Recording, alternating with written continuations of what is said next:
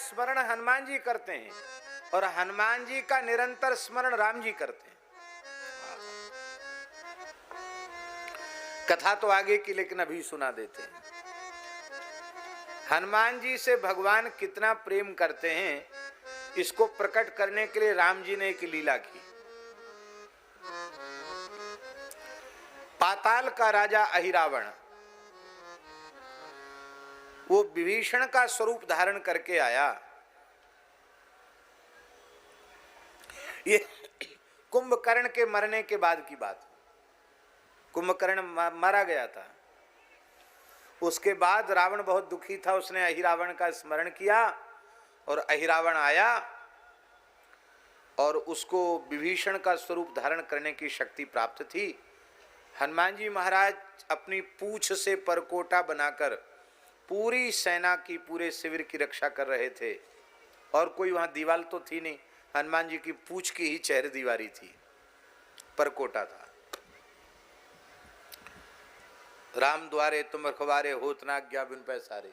हनुमान जी चौकी पर भी थे, पूंछ से चारों ओर घेरा लगा था और अहिरावण विभीषण का रूप धारण करके आया।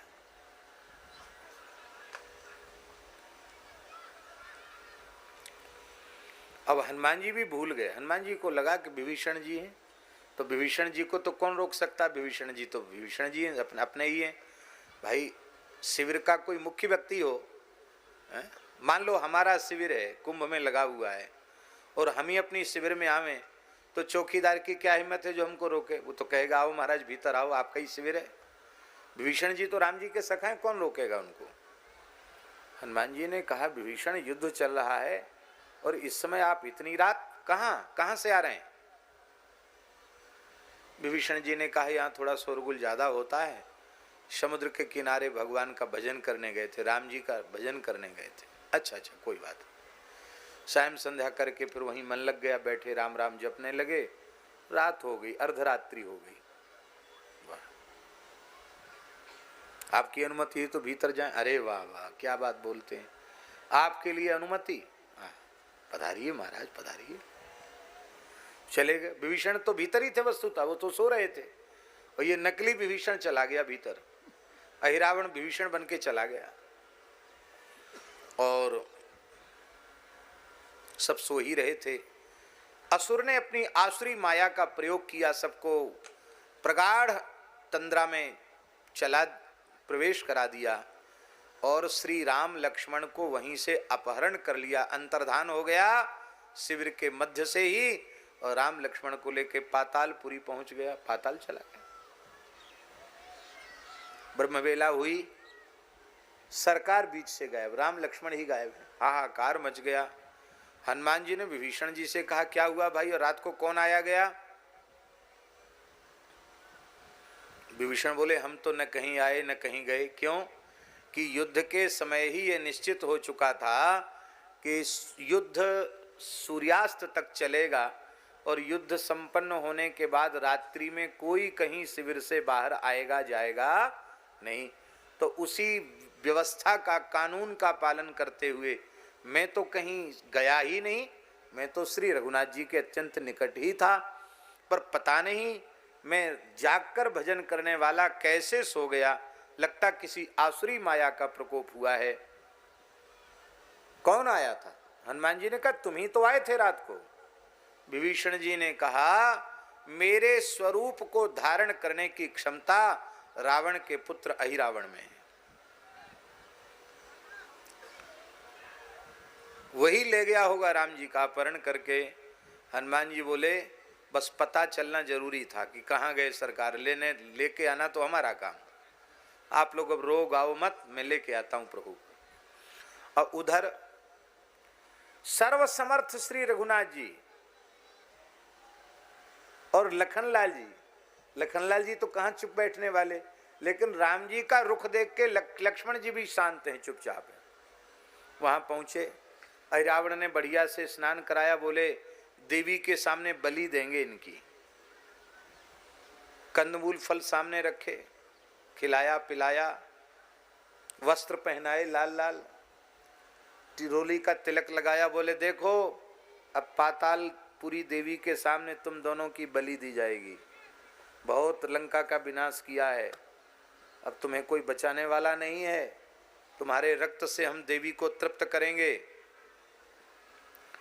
अपने इष्ट देवता का स्मरण कर लो। क्या कहा? अपने इष्ट देवता का स्मरण कर लो। तो राम जी और लक्ष्मण जी दोनों नेत्र बंद करके हनुमान जी का स्मरण करने लग गए। बोलो भक्त वत्सल भगवान की।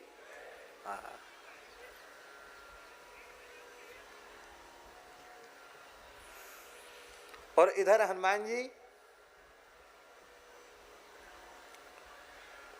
जी प्रवेश करना चाहते थे तो उनके ही श्वेद से उत्पन्न मकरध्वज ने उनको रोका। बड़ा बलवान था मकरध्वज, रोका हनुमान जी को। तो हनुमान जी ने कहा चलो कोई बात नहीं, तुमको तो बांध देते हैं। सूक्ष्म रूप धारण करके, गुड़हल का फूल होता है ना, गुड़हल का फूल जानते हैं ना, लाल वाला देवी फूल कहते हैं, बंगाल उड़ीसा में देवी पुष्प भी कहते हैं उसको, गुड़हल का फूल लाल। उस फूल के भीतर हनुमान जी अणुमात्र स्वरूप धारण करके फूल के भीतर बैठ गए। और गुड़हल का फूल देवी को प्रिय होता है। जैसे अहिरावण ने देवी के ऊपर गुड़हल का फूल रखा, हनुमान जी ने अपने शरीर के भार को इतना बढ़ा लिया सूक्ष्म रूप से, वो देवी की मूर्ति नीचे और चली गई, धस गई। देखा होगा हनुमान जी के प्राचीन विग्रहों में एक देवी उनके पैर के नीचे दबी हुई है। देखा होगा पुराने विग्रहों में कहीं कहीं एक छोटी पकड़े हैं, हनुमान जी पैर से देवी को दबाए हुए हैं।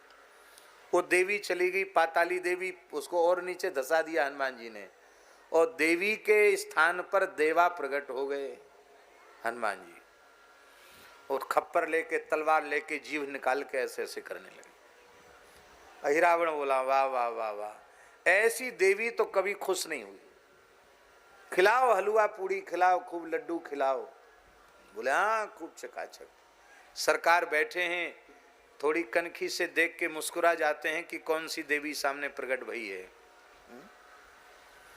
और सरकार को खूब सुख दे रहे हैं हनुमान जी। और जैसे ही पुरोहित ने मंत्रोच्चार पूर्वक खड्ग उठाना चाहा, तब तक हनुमान जी ने खड्ग छीन लिया और सबसे पहले पुरोहित को और फिर अहिरावण को सबको समाप्त करके रुंड मुंड करके, और हनुमान जी, इसलिए देवी का लांगुरा लंगूर हनुमान जी ने दिव्य लांगुरा के रूप में दर्शन दिया और श्री रघुनाथ जी को और लक्ष्मण जी को कंधे पर बिठा करके लेके आए। ऐसा क्यों किया राम जी ने?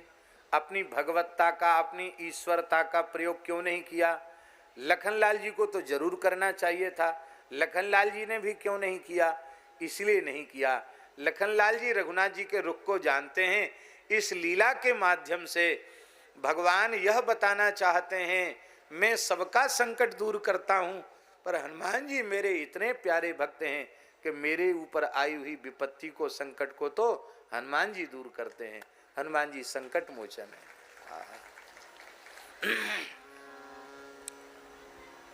तो जैसे संकट में पड़कर भक्त भगवान का स्मरण करे, ऐसे ही आज भगवान ऐसा नाटक करते हैं कि हनुमान जी का स्मरण करते हैं।